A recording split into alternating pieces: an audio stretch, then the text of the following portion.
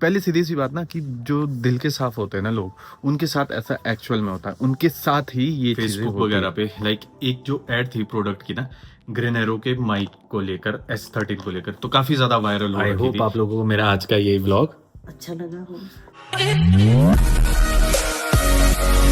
तो विंटर्स का आगमन हो चुका है। वाह, आगमन हो चुका है।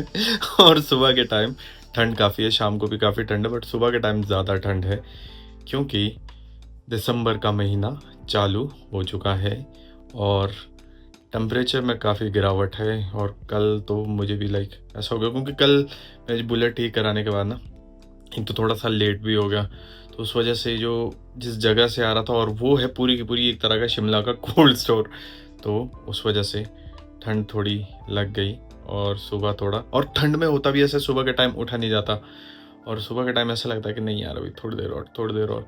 अलार्म भी नहीं सुनाई देते ठंड में तो एक्चुअल में ना मैंने अलार्म रखे हैं, 2 अलार्म रखे हैं मैंने, और दोनों में से एक भी नहीं सुनाई दी, एक 6 का एक 6:30 का, एक भी अलार्म नहीं सुनाई देता।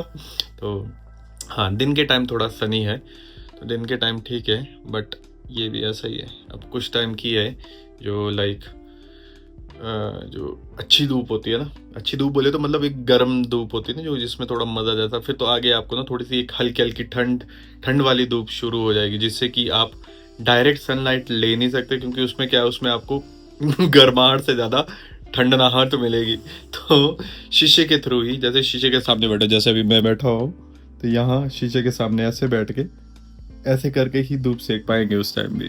तो हाँ, बट ठीक है, फिलहाल तो उठते हैं और कॉफ़ी से अपना दिन भी स्टार्ट करते हैं और अपनी गाड़ी भी। थोड़ी देर ऊपर ही चलते हैं और झूला झूलते हैं। सबसे पहले मिलते हैं प्रभु जी से। आज प्रभु जी के पर्दे हटे हुए हैं, तो आज प्रभु जी को दिख गया कि मैं आ गया। प्रभु, मैं आ गया प्रभु। कैसे हैं प्रभु आप? बोल पवन पुत्र हनुमान की जय। जय शिव शंकर और सभी देवी देवताओं की जय। आप सभी भी प्रभु को डाल कीजिए। तो चलिए थोड़ी देर बाहर चलते हैं। ओके बाय प्रभु। मेरी तरह ना कितने % लोगों को ऐसा लगता है कि मैं कुछ भी करूं वो सामने वाले को हमेशा गलत ही लगना है। तो यहाँ बात हो रही है जिन लोगों को ऐसा लगता है, जिन लोगों को नहीं लगता कि यार मेरे को फर्क ही नहीं पड़ता, तो यहाँ बात उन लोगों की नहीं हो रही, उन लोगों की बात हो रही है जिन्हें ऐसा लगता है। सबसे पहले तो हम ये देखते हैं ना कि हम लाइक ये चीज़ें होती क्यों, ये चीज़ें इसलिए होती है ना क्योंकि हमारा एक नेचर होता है ना। पहले सीधी सी बात ना कि जो दिल के साफ होते हैं ना लोग, उनके साथ ऐसा एक्चुअल में होता है, उनके साथ ही ये चीज़ें होती है। क्योंकि वो लोग क्या होता है ना कि हम कुछ बोलते हैं, हमने एक अच्छे वे में चीज़ बोली होती है, ठीक है, वो सामने वाला ना उसे लाइक पता नहीं किस वे से समझता है, हम उस चीज़ को ना और समझाने लग जाते हैं कि नहीं यार इस वे में नहीं, मैंने इस तरीके से कहा, ये मेरे कहने का मतलब। बट फिर भी उस इंसान के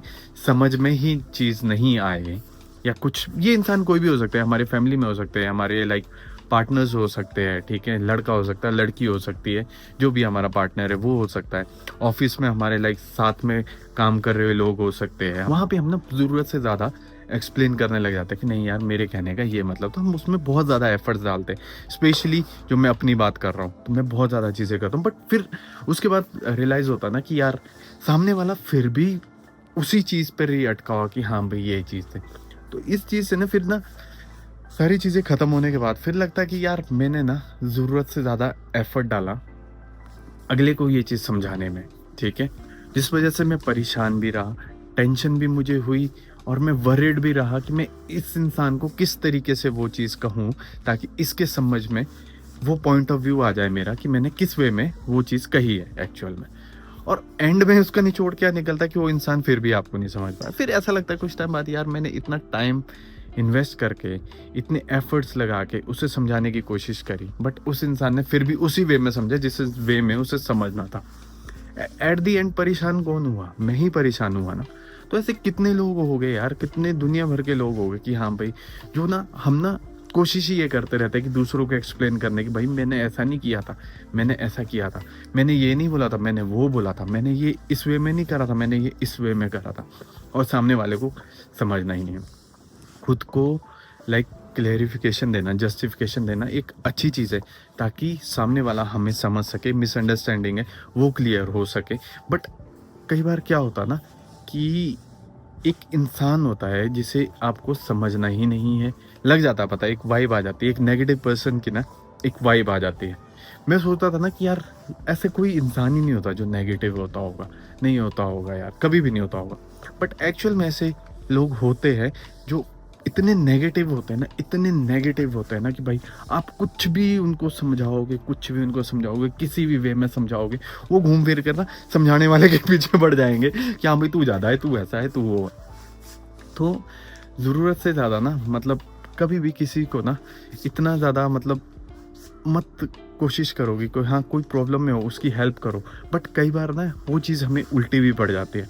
तो कहने का मतलब ये है कि अपना टाइम, एफर्ट, इमोशन, हर एक चीज़ जब हम किसी को दे रहे हैं कोई एक पर्टिकुलर सिचुएशन समझाने के लिए, तो क्या वो इंसान इतना सक्षम है कि उस चीज़ को समझ पाएगा?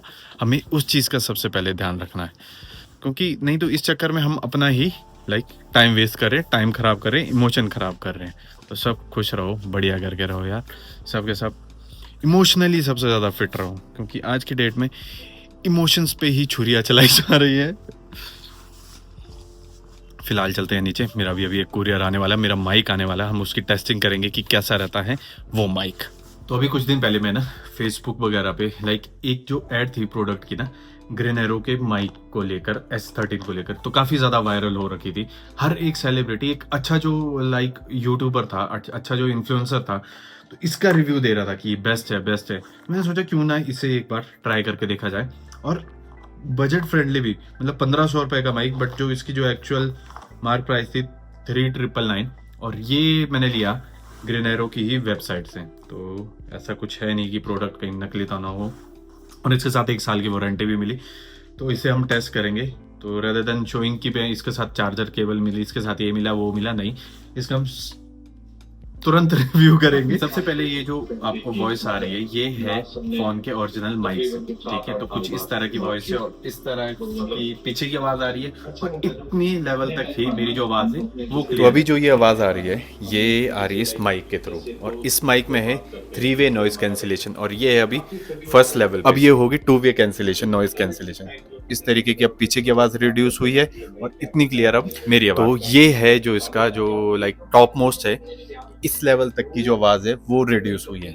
तो यस, ले सकते हैं इसे कोई भी जिसे लेना है, जिसे माइक एक अच्छे बजट के उस पे देखना है। तो अब निकलते हैं जिम के लिए और करते हैं वर्कआउट। कल का दिन मेरा स्किप हो गया था, तो आज करते हैं अच्छा सा बैक का वर्कआउट।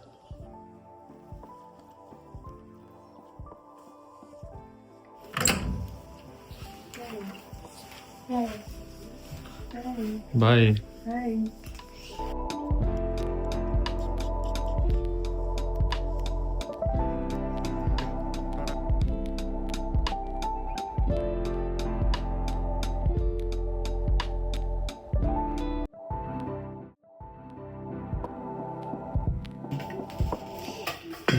लाइट्स तो मार रही है। क्या बोलो? कैसी सब्जी? भिंडी भी है।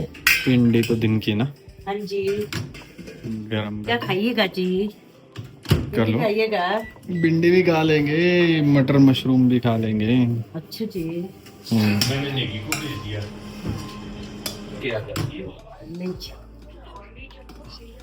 ये मेरा वहाँ से कटा इसको। हाँ।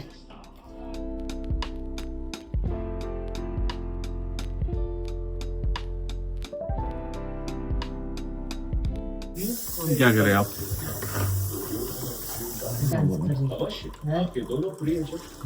बढ़िया है, करो करो डांस करो। कुछ होने का बढ़िया है, करो डांस करो करो।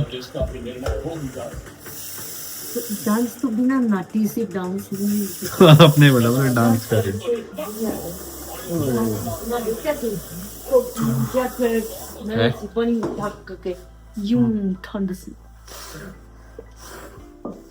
तो डिनर वगैरह हो चुका है कि होने को है, और इस व्लॉग को करता हूँ मैं अब एंड। आई होप आप लोगों को मेरा आज का ये व्लॉग अच्छा लगा हो। तो please do like share and subscribe my YouTube channel if you really like my blog. Till then bye bye, take care Take care. And Good. God bless you.